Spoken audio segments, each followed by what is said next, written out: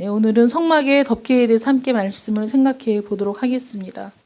이스라엘에는 여러 절기가 있습니다. 그 절기들 중에 가장 엄숙하고 또 중요한 절기가 있는데 그게 뭐냐면 대속죄일이라는 절기입니다. 레위기 16장에 자세히 나와 있는데 종교력 7월 10일에 지키던 명절입니다. 이 대속죄일을 지키고 그 다음에 바로 뒤이어서 오는 절기가 유월절 절기입니다. 이 대속죄일에는 대제사장이 자신을 위해 자신의 그 가문, 레위 그 권속들을 위해 그리고 죄로 더럽혀진 성소와 성물들을 위해 그리고 이스라엘의 온 백성을 위해서 포괄적인, 그러니까 전체적인 속죄 제사를 드렸습니다. 그래서 이건 이스라엘 전체의 행사, 함께 모여서 하나님 앞에 자신들의 죄를 속해 주시는 하나님의 은혜를 사모하는 그런 절기가 바로 이 대속죄일입니다. 그래서 하나님께서 작정하시고 이 날을 정하셔서 이스라엘이 회개하게 하시고 그리고 그들을 기꺼이 용서하시고자 하는 은혜의 날인 거예요. 이 날은 사람들이 눈물을 흘리고 금식하며 그 모든 사람이 회개해야 되는 날이었지만 그 날을 통해 하나님이 선언하시고자 한 것은 이스라엘의 속죄 은혜를 베풀기 위해서 그 날을 특별히 정해 주셨다는 거죠. 그래서 하나님의 속죄의 은혜가 그들에게 어떻게 임하는지를 보여주는 게 아사셀의 염소, 그 염소를 드리는 과정에서 이제 드러납니다. 대제사장은 자신과 집안의 속죄를 위해서 숫송아지를 잡습니다. 그래서 그 피를 지성소에 들어가서 뿌리고 성소에도 뿌리고 모든 성물에 뿌리고 번제단에도 뿌리고 그렇게 속죄의 제사를 드립니다. 그 다음에 이스라엘 백성들의 죄를 위해서는 염소 2마리를 끌고 와서 그 중에 하나를 선택합니다. 제비 뽑아서 어떤 걸 속죄 제물로 드릴 거냐, 어떤 걸 아사셀 염소로 사용할 거냐, 그것을 제비 뽑아서 정하게 되죠. 그래서 2마리 염소 중에 속죄 제물로 뽑힌 염소는 하나님 앞에 속죄 제물로 드리고 그 염소의 피를 가지고 들어가서 또 피를 뿌려 속죄하는 의식을 행합니다. 그러면 이스라엘 모든 족속이 하나님 앞에 회개하고 또 자기들 대신에 염소의 피를 흘려 그 염소의 피로 하나님 앞에 속죄하고 피를 뿌림으로 그리고 나와서 하는 일이 뭐냐면 그 또 한 마리의 염소에게 이스라엘 백성의 모든 죄를 전가하고 안수해서 그 염소를 끌고 멀리 광야로 나아갑니다. 그래서 사람들이 접근하기 어려운 그런 지역에 이르러서 염소를 풀어줍니다. 그러니까 말하자면 아사셀 염소는 이스라엘의 죄와 허물을 짊어지고 이스라엘에게서 멀리 떠나서 사람이 다니지 않는 길에 풀어져서 다시는 이스라엘 진영으로 돌아올 수 없는 그 모습을 모든 이스라엘 사람들에게 시청각으로 보여주는 거죠. 그래서 염소를 속죄제물로 드려서 그 염소의 피를 지성소에 뿌리고 성소에 뿌리고 이러면서 이스라엘 백성들의 죄를 사하는 피를 뿌림으로 피를 흘림으로 죄를 사하는 것이 그걸로는 부족해서 아사셀 염소를 광야로 끌고 나가서 풀어놓는 의식을 행하는 것이냐? 그것이 아니고 그 속죄의 피를 흘림으로 이스라엘 백성들의 죄가 사해졌는데 하나님께서 그 죄가 사해졌다. 그 죄가 멀리 떠났다. 이제 너희들 안에 있는 모든 죄는 사라졌다라는 것을 이스라엘 백성들이 눈으로 보고 확인할 수 있는 의식으로 아사셀 염소를 광야로 끌고 나가서 거기에서 풀어주고 그 사람이 다시 돌아오는 거거든요. 그러니까 그런 의식을 통해서 하나님께서는 이제 하나님 앞에 회개하고 속죄의 제물을 드렸을 때 하나님이 그들을 속죄해 준다는 게 어떤 의미인지 그들의 죄를 사해 준다는 게 어떤 의미인지를 이 아사셀 염소를 통해서 확인하라고 모든 사람이 많이 배운 사람이든 못 배운 사람이든 나이가 많은 사람이든 어린 아이든 간에 그들이 그 의식을 행하는 것을 보면서 이 대속죄일에 우리의 죄를 속죄하니까 하나님이 우리의 죄를 이렇게 우리에게서 멀리, 그러니까 우리의 죄가를, 우리의 허물을 멀리 보이지 않게, 다시는 돌아오지 않게, 정말 사라지게 만드는 것, 그게 속죄의 은혜구나라는 것을 볼 수 있도록 대속죄일에 이런 일을 행했다는 거죠. 그래서 모든 죄악이 완전히 제거되었음을 확인시키는 일종의 의식이었다는 거예요. 이게 제가 이 말씀을 드리는 이유는 오늘 이제 지난주에 들었던 곱고 흰 배실로 짠 그 성막, 그래서 성소에서 가장 먼저 보이는 그 성막의 그 천장이, 성막으로 불려지는 그 천장이 그리스도의 의와 또 그리스도의 이 지상에서의 모든 삶이 그대로 거기 다 드러나 있고, 그것은 사실은 굉장히 영광스러운 것이며, 우리 주님은 결국은 그 영광이 주로 다시 오실 것을 바라보게 된다는 거잖아요. 근데 그 아름다운 성막의 휘장 위에 바로 덮이는 그 덮개가 염소털로 짜여진 덮개였습니다. 그래서 성경은 첫 번째 천장으로 덮이는 것을 성막이라고 불렀고, 염소털로 짜여진 것을 덮개라고 불렀는데 그건 텐트라는 거예요. 그것을 보호하는, 그 성막을 보호하는 막으로서 그 염소털로 짠 그 텐트를 쳤습니다. 그리고 그 위에 덮개는 이제 순양의 가죽을, 붉게 물들인 순양의 가죽으로 짠 덮개, 그거는 커버링이라고 불렀어요. 커버링. 그 다음에 해달의 가죽으로 짠 덮개. 이렇게 4개의 덮개가 있는 거죠. 그래서 그것이 이거는 정말 의미 없이 단순히 라기보다는 그 하나하나에도 다 의미가 있는데, 그 성막을 덮는, 세마포로 짜여진 그 휘장을 덮는 이 염소털로 만든 덮개, 이 텐트는 아사살의 염소를 생각하게 하는 그런 덮개였다는 거죠. 아사살의 염소를. 그래서 이 염소털로 된 막에 대해서 우리가 잠시 살펴보도록 하겠습니다. 이 염소털로 된 막은 대속죄일에 이스라엘 온 회중의 죄와 허물을 위해 속죄 제물로 드려진 염소를 의미하기도 하고, 또 우리의 죄값이 완전히 지불되고 완전히 사라졌다는 것을 보여주는 아사셀의 염소의 상징적인 의미도 선명하게 보여집니다. 그 염소털로 짜여진, 염소털로 짠 이 막은, 텐트는 맨 처음에 씌웠던 희고 고운 배실로 짜여진 그 휘장보다 사이즈가 더 컸어요. 그래서 그것을 완전히 덮을 수 있는 그런 사이즈였습니다. 그 다음에 덮여져 있었던 게 순양, 붉게 물들인 순양의 가죽이었는데, 이 순양의 가죽을 볼 때 또 하나는 염소가 중요한 일에 있어서 속죄 제물로 빠지지 않았었어요. 항상. 우리는 어린 양을 번제로 드리는 거, 그래서 어린 양에 대해서 익숙한데, 지도자들이 자신들의 죄를 속죄하기 위해서 드려진 것도 염소였고, 그 염소가 속죄 제물로 중요한 제물 중에 하나였어요. 그래서 염소털은 속죄 제물로 돌아가신, 우리 죽으신 예수 그리스도를 상징하는 것으로 볼 수 있고, 붉은 물들인 순양의 가죽, 이것은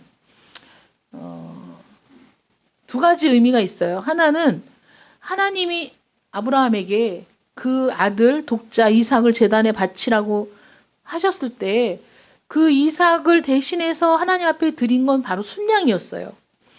그래서 이삭을 대신해서 드려진 순양, 우리를 대신해서 드려진 그 순양이신 예수 그리스도. 그런데 우리 주님은 양떼의 머리가 되시잖아요. 하나님을 위해 살면서 십자가에 죽기까지 순종하심으로 그건 우리 양떼의 머리로서 행하신 일이에요. 그래서 예수 그리스도를 따르는 모든 사람들이 어떻게 예수 그리스도의 의를 힘입을 수 있느냐?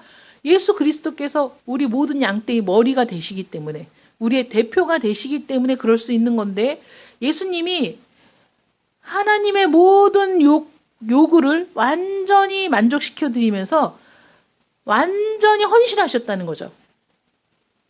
아브라함이 하나님 앞에 헌신하듯이 예수님도 하나님 앞에 완전히 헌신하셨어요. 그래서 갈보리 언덕에서 인간들은 사형 선고를 받은 죄수의 사형 집행을 보았죠. 아, 마땅하다. 저 예수라는 사람이 하나님의 아들, 하나님을 사칭하고 그 천인공노할 죄를 지었다. 신성모독죄를 지었다. 마땅한 판결이다. 죽어 마땅하다. 라고 생각한 사람들. 그래서 예수를 십자가에 못 박으라고 소리 지르는 그 사람들. 거기까지 따라와서 예수 그리스도를 조롱한 많은 사람들이 있었습니다. 그들의 눈에 그들은 예수님은 죽을 수밖에 없는, 죽어야 할 죄인으로 보였던 것이죠. 그런데 하나님이 그 순간에 예수 그리스도를 보셨을 때는 성자 예수님의 무한한 헌신을 받으신 거예요. 자신의 생명을 아끼지 않고 드린 그 헌신을 바라보신 거죠. 인간의 입장과 하나님의 입장이 이렇게 달랐던 거예요. 인간은 십자가에 달린 예수님을 보고 죽어 마땅할 죄인으로 봤다면, 하나님은 그 위에서 그 십자가를 보면서 그 예수 그리스도의 하나님을 향한 무한한 사랑, 무한한 헌신, 죽음조차 막을 수 없었던 그 순종, 그것을 보셨다는 거죠. 그러니까 얼마나 아름다운 것이었겠어요. 예수 그리스도의 생애는 그렇게 의롭고 거룩하고 헌신과 순종이 드러난 흰 세마포와 같은 삶이었어요. 그 흰 세마포와 같은 삶이었기 때문에 거기에 하나님의 영광의 무늬가 드러나고 그리스도의 보혈이 더 뚜렷하게 드러나고 그 공로가 드러나고, 그래서 그리스도의 기본적인 그 베이직한 세마포의 삶 위에 드러나는 예수 그리스도의 모든 인격이 행하신 일이 하나님을 끝까지 순종하고 하나님의 영광을 위해 생명을 드렸던 모든 것들이 너무나 정교하고 아름다운 그 수로 놓여지면서, 그래서 하나님의 영광을 드러내는 예수 그리스도셨다는 것이죠. 그런데 그렇게 아름다운 예수 그리스도를 인간의 눈으로 볼 때에는 아름다워 보이지가 않았던 거죠. 수치 그 자체였고, 하나님께 저주를 받아서 십자가라는 나무에 달렸다라고 보여지는 것이었어요. 그래서 예수 그리스도의 그 희생, 예수 그리스도의 그 죽으심, 그가 흘리신 보혈을 상징하는 것이 붉게 물들인 순양의 가죽이었던 거죠. 순양의 가죽이 이제 덮이죠. 그 맨 위에는 해달의 가죽이라고 우리 성경이 기록되어 있는데, 지난주에 말씀드린 것처럼 뭐 표준 세번역이나 뭐 쉬운 우리말 성경이나 보면은 돌고래 가죽이라고 되어 있어요. 그러니까 해달, 돌고래는 비슷하게 보이죠. 그런데 그 영어 성경을 보면 오소리의 가죽이라고 되어 있어요. 그 살구나무도 사실은 아몬드 나무였다. 그래서 그 공동번역이나 이런 데 보면 감복숭아 나무라고 번역이 되어 있어요. 그러니까 감복숭아 나무가 그 아몬드 나무를 뜻하거든요. 그러니까 그런 그 번역하는 과정에서 우리나라에 아몬드 나무가 없으니까 그 살구꽃과 이렇게 비슷하니까 그렇게 번역을 뭐 했을 수 있는데, 이 개역 개정에서 그 오류를 잡지 않은 건 안타까운 일이죠. 그런데 저도 이 해달의 가죽 때문에 성경을 번역본을 다 찾아봤는데, 해달은 바다에서 사는 거라 사실 광야에서 구하는 건 굉장히 어려운 일이죠. 더구나 이런 큰 천막을 만들 정도로 해달의 가죽을 갖고 있기도 어렵고, 근데 오소리는 사실 그 광야에서도 잡을 수가 있는 그런 동물이고, 우리나라도 오소리 가죽이 두껍고 방수도 잘 되고 그리고 우리나라도 그 오소리로 감투를 만들어서 많이 썼대요.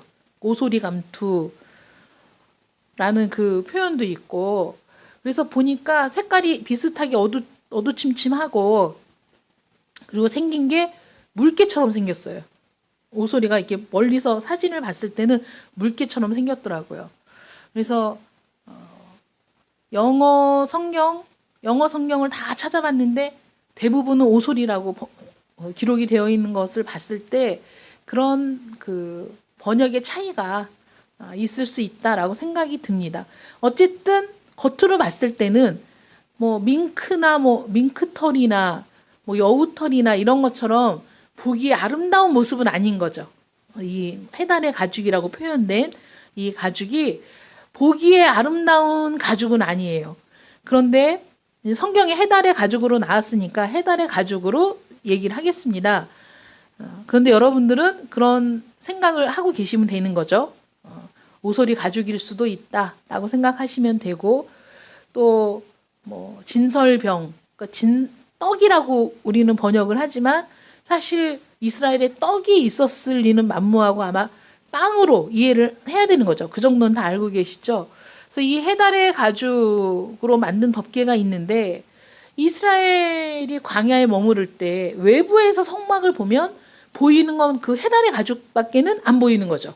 그 안에 붉게 물들인 순양의 가죽도 안 보이고 염소털로 짠 그 덮개도 안 보이고 더더군다나 그 가장 처음에 덮은 그 휘장도 보이지 않고 오직 그 해달의 가죽만 보이는 거예요. 그 덮개만. 그래서 그 모습을 보면서 주님이 이 땅에 우리에게 오셨을 때 사람들은 예수님을 어떻게 봅니까? 구유의 여관에도 들어갈 수 없는 가난한 목수의 아들로 구유에서 나신 분이시죠. 업신여김을 받는 나사렛 출신입니다. 나사렛에서 자라나서 목수로 일하셨죠. 사람들이 보기에 흠모할 만한 것도 없고 아름다운 것도 없고 매력적인 것도 없는 겁니다. 예수님의 생애 그 삶이 나사렛 예수의 외부적인 모습만 보면 그 속에 영적인 은혜와 아름다움과 도덕적인 완전성을 볼 수가 없는 거예요. 우리도 여전히 마찬가지죠. 우리는 외적인 부분을 많이 보다 보니까 사람을 평가할 때도 그 사람이 어떤 구색을 갖추고 어떤 입성을 하고 어떻게 꾸미고 외적인 부분을 우리는 가장 먼저 보기 때문에 외형적인 모습을 보고 사람을 판단할 때가 많이 있잖아요. 그래서 내면의 아름다움이 어떤지는 사실 드러나서 보이지가 않아요. 그 사람의 인격이 어떤지는 외적인 모습을 보고는 절대로 판단할 수가 없는 거죠. 그러니까 어느 집안에서 태어났느냐, 어떤 교육을 받았느냐, 직업이 뭐냐, 지금 어떻게 살고 있느냐가 우리가 그 사람을 판단할 수 있는 가장 1차적이고 우리 눈에 쉽게 드러나 보이는 것이기 때문에 그 사람의 내면이 어떤지까지는 볼 수가 없는 겁니다. 그런데 행색이 초라하고 변변한 직업도 없고 뭐 이런 사람하고 비교를 하면 우리의 마음은 어디로 끌리냐면 행색이 초라하고 별 볼 일 없어 보이고 이런 사람에게 우리 마음이 끌리지 않는다는 거죠. 그러니까 예수님이 이 땅에 오셨을 때 사람들이 끌림을 받을 만한 어떤 매력이 없어서 그 예수님에 대해서 구약 성경은 흠모할 만한 것이 없는 사람이라는 표현을 쓰는 거예요. 연한 순 같고 사람들의 눈에 보기에 흠모할 만한 것이 없는, 그러니까 말하자면 속된 말로 표현하자면 보잘것없는 이라는 거잖아요. 그러니까 무슨 그 유력한 가문에서 태어난 것도 아니고 왕족으로 태어난 것도 아니고 부유한 집에서 태어난 것도 아니고 정말 가난한 정말 한 끼의 식사를 걱정해야 되는 그런 가난한 집에서 태어난 별 볼 일 없는 사람이라는 그 외적인 모습을 가지고 있었다는 거죠. 그래서 예수님을 향해서 예수님을 무시하는 표현이 어떤 거냐면 이 사람이 목수가 아니냐라는 말이었어요. 그러니까 무슨 뭐 별 볼 일이 있겠어? 목수의 아들인데? 라는 말을 들을 정도로 사람들의 예수님에 대한 평가가 그랬다는 거예요. 더군다나 주님께서 이 땅에서 행하신 일들을 통해서 사람들이 많이 따랐지만은 그러나 결과적으로 예수님을 십자가에 못 박으라고 소리 지르면서 예수님을 다 떠났고 그리고 십자가에 매달린 주님을 봤을 때 그들의 마음에는 그 예수님이 아름다워 보였겠습니까? 십자가에 달린 주님이 주님을 보면서 어떤 감동을 받았겠어요? 예수님을 사랑하는 사람들은 예수님이 십자가에 달린 모습을 보고 가슴이 아파 눈물을 흘렸지만 가슴이 아파서 눈물을 흘린 거지 그 모습이 아름답다거나 그 모습을 통해 하나님의 영광을 본다든가 그 모습은 반드시 있어야 할 놀라운 일이었다든가 이런 영적인 눈으로 그 갈보리 십자가를 본 사람이 누가 있겠느냐 이거예요. 오히려 그 외국인 백부장이 정말 이 사람은 하나님의 아들이었도다. 그런 상황 속에서 그런 고백이 터져 나왔지만은 또 예수님과 함께 십자가에 매달린 한 강도의 입에서 당신이 오늘 밤 내 영혼이 당신과 함께 있기를 원한다는 그런 소망을 비쳤지만은 그 외에 많은 사람들은 가슴 아파하는 사람이 있었을지언정 그것이 얼마나 영광스러운 일인지에 대해서는 전혀 볼 수가 없었다는 거죠. 그래서 갈보리 십자가, 그 십자가에 달린 예수님의 모습은 처참하기 이를 데 없었고 거기에서 누가 예수님을 구원해낼 수 있느냐. 네가 만일 유대인의 왕이면 네가 거기서 스스로 구원해봐라. 라는 조롱과 멸시가 가득했던 것이 바로 그 갈보리 십자가 상이었습니다. 그것은 이스라엘 광야에서 맨 처음에 성막을 봤을 때 보여진 해달의 가죽과 같은 그런 모습이었다는 것이죠. 그러나 하나님이 보실 때에는 그 갈보리 십자가 상이야말로 하나님의 구원이 온 우주 만물에 선포되는 영적으로 봤을 때는 너무나 놀라운 일이 벌어지고 있는 장소였다는 거죠. 하나님의 사랑의 결정, 하나님의 은혜의 결정이 그 모든 것들이 하나님의 모든 일들이 성취되는 순간이 바로 그 예수님이 십자가에 달려서 죽으시는 그 순간이었어요. 인간들의 눈에는 하찮게 보였지만 하나님의 눈으로 볼 때는 이 온 우주의 획기적인 대역사가 일어나는 순간이 바로 십자가에서 이루어진 일이라는 거죠. 하나님과 우리 사이에 막힌담이 허물어지는 우리 눈에는 전혀 보이지 않았지만 하나님의 눈에는 하나님과 우리 사이에 막힌담이 저 십자가에서 생명을 다하기까지 하나님께 순종한 그 예수 그리스도를 통해서 하나님과 우리 사이에 막힌담이 완전히 무너져 버리는 놀라운 정말 이 우주의 대전환이 되는 순간이 바로 그 순간이었고 하나님의 말할 수 없는 사랑이 우리에게 직접적으로 부어지는 그런 순간이었던 거예요. 우리의 죄악 때문에 하나님과 우리 사이가 막혀 있었고 소통하기 어려웠고 교제가 되지 않았고 교통이 되지 않았는데 우리는 깨닫지 못했으나 예수님이 십자가에 달린 그 순간에 그 모든 벽이 다 허물어지고 장벽이 허물어져서 베를린 장벽이 허물어지면서 동독과 서독이 왕래할 수 있게 된 것처럼 우리를 둘러싸고 있는 죄악의 장벽이 다 무너지면서 하나님의 은혜가 하나님과의 소통이 직접적으로 이루어지는 첫 시작이 바로 그리스도께서 십자가에 죽으신 그 순간이었다는 거죠. 무지한 인간들의 눈에는 그것이 전혀 보이지 않았습니다.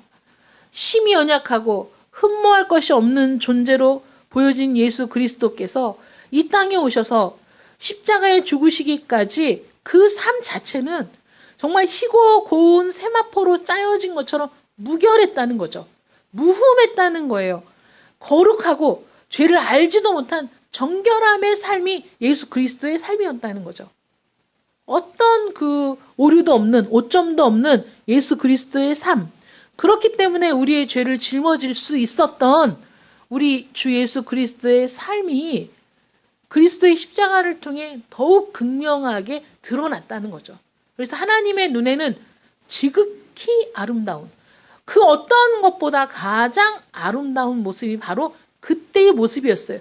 비록 하나님은 우리를 위해 그 순간에 예수 그리스도를 버리시고, 예수 그리스도께서는 어찌하여 나를 버리시나이까 탄식하며 그 생명을 잃었지만은, 그러나 그 이후에 하나님께서 우리 주 예수 그리스도를 다시 일으키시고 또 부활의 영광을 허락하시고 마지막에는 이 세상의 심판주로 오실 영광을 약속하셨다는 거죠. 친히 고난을 받으사 기꺼이 우리를 위해 피 흘려 죽으심으로 우리에게는 구원의 소망이 되신 날입니다. 죽음과 멸망의 운명에서 피할 길을 주신 것이죠. 여러분 보세요. 해달로 만든 그 덮개를 지나서 우리를 위해 피 흘려 속죄의 제물이 되신 주님을 만나면 나를 위해 행하신 모든 일들을 받아들여서 믿게 될 때 우리의 모든 죄의 사함을 받습니다. 여러분 색깔이 어두운 그 해달의 가죽을 지나 붉게 물들인 순양의 가죽을 지나 흰 염소털로 짜여진, 그래서 완전히 우리의 죄가 떠나고 속죄받은 우리의 그 모습, 속죄의 은혜를 볼 수 있거든요. 염소털에서. 그 다음에 만나는 것은 진정한 그리스도의 영광을 보게 된다는 거예요. 그래서 이 성막이 얼마나 놀라운 은혜가 있는지, 성막의 그 덮개의 외부에서 볼 때 정말 볼품없는 그 해달의 가죽, 그 가죽만 보였을 때는 하나님의 영광도 보이지 않고 은혜도 보이지 않고 하나님의 어떤 섭리도 보이지 않았는데, 우리가 하나님의 은혜로 성령의 조명하심으로 우리를 위해 죽으신 그리스도를 바라보니 그리스도께서 피 흘려 죽으신 그 십자가는 나를 위한 것이었다는 그런 지금 너무나 놀라운 감격적인 깨달음의 순간이 우리에게 다가오는 거죠. 그래서 그 은혜 속에 눈물을 흘리며 하나님께 내가 무엇이간데 하나님이 나를 위하여 이런 놀라운 은혜의 계획을 세우셨는지, 그리고 그 은혜의 계획을 기꺼이 동참하셔서 기꺼이 당신의 생명을 내어주신 주 예수 그리스도의 은혜가 얼마나 놀라운지 그 은혜 앞에 무릎을 꿇고 그 은혜를 받아들이니 주님은 그 놀라우신 속죄의 보혈로 우리의 죄를 깨끗하게 도말하시고 온전히 우리를 거룩하고 흠없는 자로 다시 태어나게 하신다는 거죠. 그 다음에 보니까 그리스도의 영광이 보여지고 하나님의 은혜가 보여지고 하나님의 구속의 섭리가 선명하게 드러나는 그 내부의 성막의 휘장에 다다르게 된다는 거예요. 지난 여러 번에 걸쳐서 말씀드렸지만 성소에 들어간 자만이 그 첫 번째 성막의 휘장의 아름다움을 볼 수 있고, 그리고 그 진설병의 은혜, 또 등대 성령의 조명하심의 은혜, 또 더 나아가서 그 지성소에서 하나님과 교제하는 놀라운 특권을 누릴 수 있는 자가 누구냐? 성소에 들어가는 자가 누린다는 거잖아요. 어떻게 성소에 들어갑니까? 어떻게 지성소에 나아갑니까?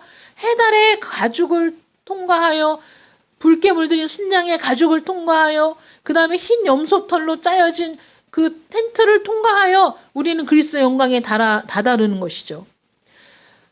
제가 말씀드린 것처럼 하늘 보좌를 버리시고 이 땅에 우리와 함께하기 위해 오신 우리 주님은 지성소에서 걸어 나와 성소를 지나 성막의 뜰을 지나 이스라엘 백성에게 나아온 주님이십니다.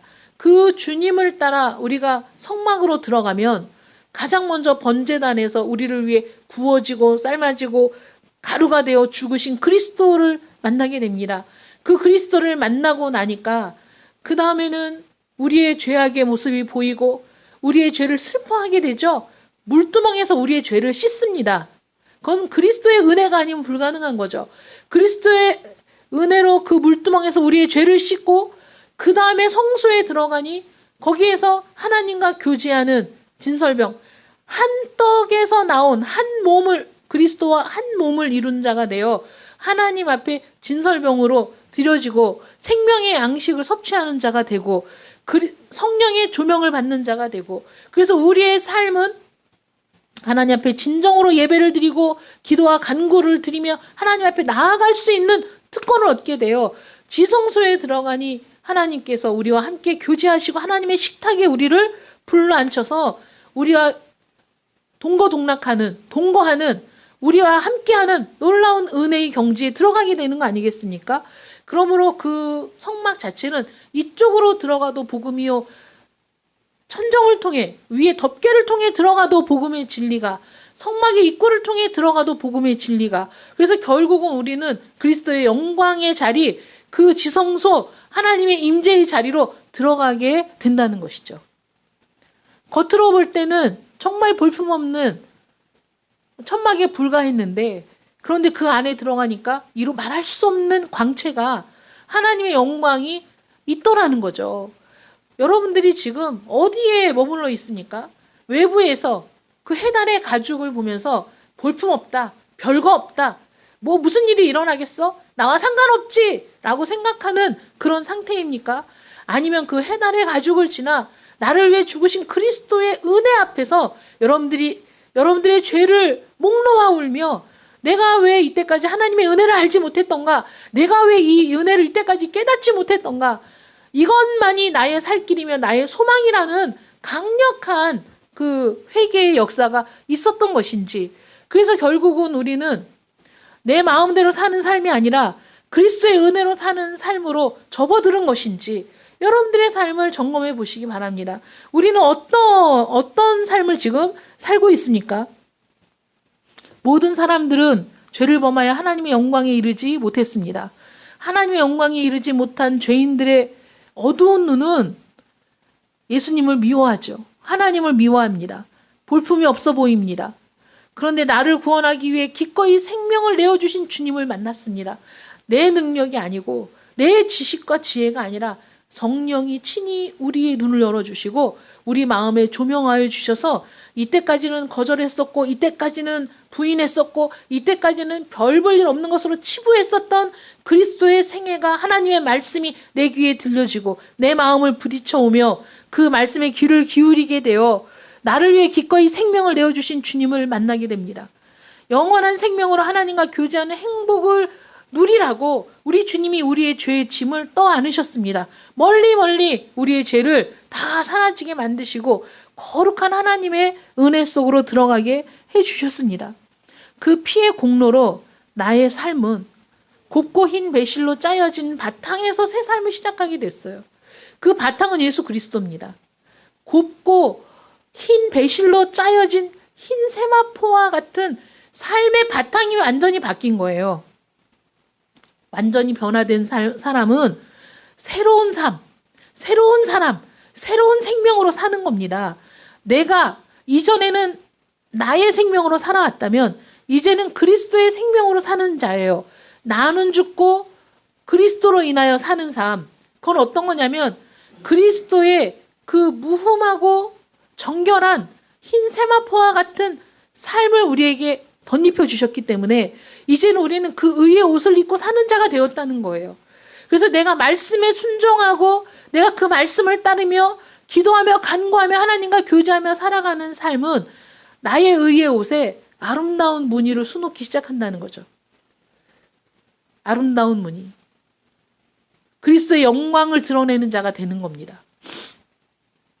그래서 그 성막의 휘장, 첫 번째 휘장은 예수 그리스도의 생애를 드러내고 하나님의 영광을 드러내고 너무 지극히 아름다운 천상의 아름다움을 보여주는데, 그것은 예수 그리스도를 뜻하기도 하지만 예수 그리스도를 나의 구주로 영접한 자의 삶이 사실은 그렇게 돼야 된다는 거예요. 그리스도의 흰 세마포의 의를 힘입은 자가 하나님의 말씀에 순종하는, 선을 행하는 그런 삶을 통해서 내 삶에 그리스도의 영광의 무늬가, 하나님의 영광의 무늬가, 성령의 은혜의 무늬가 짜여지기 시작하면서 내 삶을 통해 그리스도의 영광이 드러나고 하나님의 영광이 드러나서 다른 사람이 나를 보며 하나님의 영광을 보고 다른 사람들이 내 삶을 보며 그리스도의 인격을 경험하는 놀라운 일들이 우리를 통해 드러나야 될 줄 믿습니다. 그러므로 성막은 그런 이중적인 의미가 다 담겨 있는 거예요. 이리 봐도 저리 봐도 성막은 복음 그 자체일 수밖에 없는 겁니다. 다시 오실 주님의 영광이 우리 눈에 보여져서 점점 더 선명해져서 우리 마음에 감사와 기쁨이 충만해지고 우리의 심령 가운데 이 세상에서의 삶이 고단할지라도 고난이 내게 몰려올지라도 그리고 내가 버거워서 주저앉을 만한 일들이 내게 나타날지라도 내 눈에 그리스도의 영광이 그 가운데 더욱 선명해지기 때문에 나는 감사와 기쁨으로 하나님께 적극적으로 나아가면서 내 심령 가운데 아멘 주 예수여 오시옵소서 라는 갈망이 점점 더 뜨거워지는 여러분들 되시기를 축원합니다. 기도하겠습니다.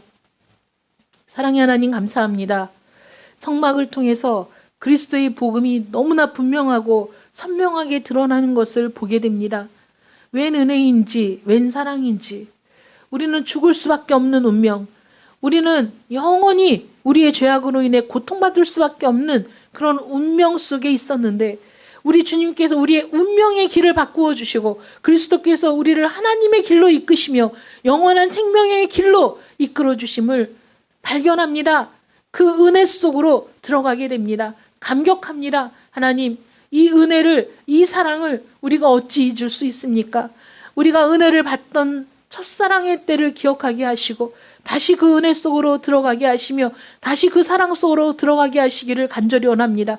우리가 지금 어디에 있는지 내 상태가 어떤지를 점검하면서 다시 은혜의 복음을 붙들고 그 복음 안에서 하나님의 영광을 바라보는 자들이 되기를 원합니다. 우리 주님이 다시 오실 그날을 소망하며 아멘 주 예수여 오시옵소서 갈망하는 저희들 되기를 원합니다. 우리 그리스도의 의를 힘입어 살아가는 저희들이 우리의 삶을 통해 그리스도의 인격을 드러내고 하나님의 영광을 드러내기를 원합니다. 하나님 그렇게 쓰여지는 자들이 되기 원합니다. 그렇게 살아가는 주의 백성이 되기를 원합니다. 하나님 함께 하시고 은혜를 베풀어 주시며 성령으로 충만하게 하여 주시옵소서. 예수님의 이름으로 기도드립니다. 아멘.